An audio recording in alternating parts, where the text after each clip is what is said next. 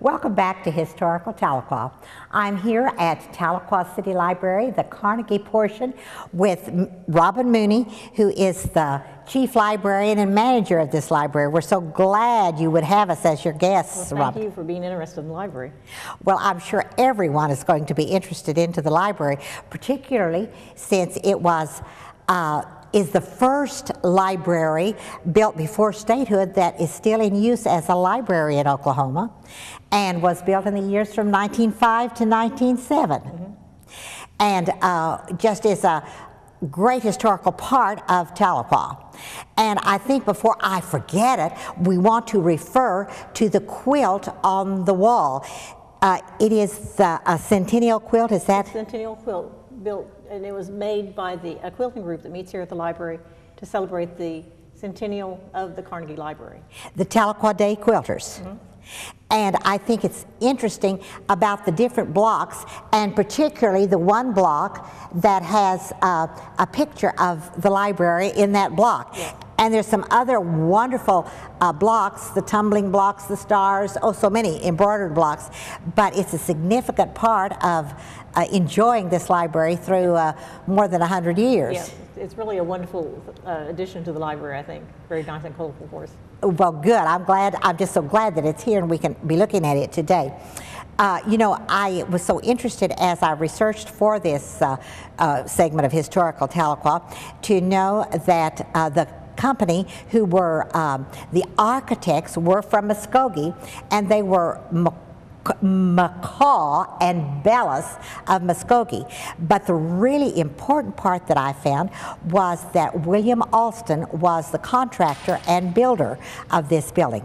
And he's built several wonderful houses in town. Some of them have been on our Historical Tahlequah show, and others are going to be on this show. Good. And I believe the gentleman is even buried in our cemetery. But he has a history of building churches too. He built a wonderful church in Wagner too, a very old church. So I think, oh, this is just so exciting. And you and I were talking, and as I was doing some research, it was really women in Tahlequah who saw the need for a public library. Yes, it was. And these women were Mrs. Reed, Mrs. James Reed, who was actually, her maiden name was Thompson, and the Thompson family have been very instrumental in the growth of Tahlequah. And also Mrs. James S. Stapler. And I know you have a postcard that our camera will zoom in on later that shows the James S. Stapler home just catty corner across from the library. And it was built before the library, so she was very interested in having a library here. And I think it's also interesting to know that as a part of the master architectural plan for Tahlequah back in the 19th century, this was Block 77, and it was designated part of a park reserve for Tahlequah. So the ground stayed pretty much like it was designated in the beginning for many, many years until the municipal complex, which was originally one of the city hospitals, was built on the back portion. And not only did Mrs. Reed, Mrs. James Reed, she was Cleo Thompson Reed, have a great part in this, writing letters, but so did Mrs. J.A. Lawrence, who was an Adair, and she was one of the first teachers at the seminary, the female seminary for the Cherokees. And Mayor Albert S. Wiley, who was actually the first president of Northeastern State Normal School when it was transferred from the Cherokee Nation to the city of Tahlequah.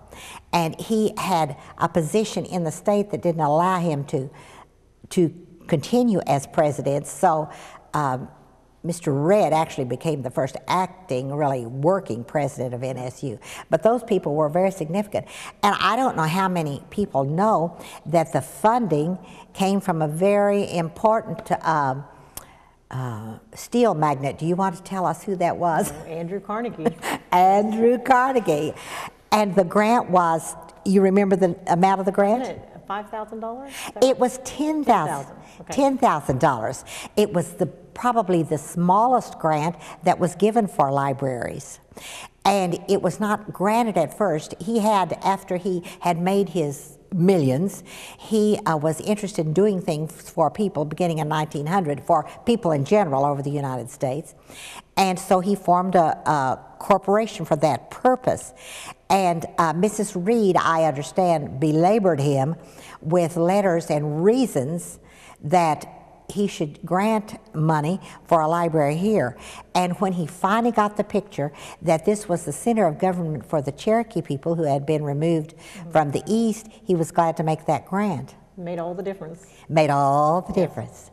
And I understand also that he required city entities to do something in matching because he felt like people ought to buy into a project. And so the city of Tahlequah guaranteed that they would pay 10% of what he gave, and so their portion was $1,000. And you had an article that you showed me about when we came to 1930, there were only about 3,000 volumes. Not very many at all. And about how many volumes are there in the library today? Oh, about, let's see, about 40,000, I believe. Isn't that interesting? And to begin with, there were no books at all. Right. It was all donations they had for so many years. Right. The businesses in Tahlequah and individuals, I understand, gave. And then there was an entity out of Kansas City who would make donations of books if you met certain criteria, and they granted some in those early years. And you also told me the name of the first librarian. It was Mrs. Mary Lawrence. Mrs. Mary Lawrence, and I don't know, I didn't research that, I don't know what relation, if you were related to Mrs. J.A. Lawrence, who was Bluey, or Sarah Jane Lawrence. But the second librarian was the Reverend Joseph Franklin Thompson, and he was the younger brother of Johnson Thompson, the early businessman in this community. And of course, Mrs. Reed was a Thompson, also of that family. And Reverend Thompson had such a varied career in this community.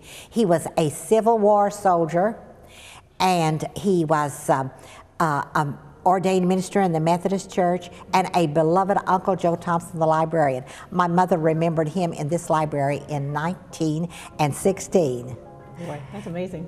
And then Miss Essa Gladney came in as a 23-year-old in 1923 and served as librarian until 1975. That's so unusual. And here you are, Robin. We'll be right back.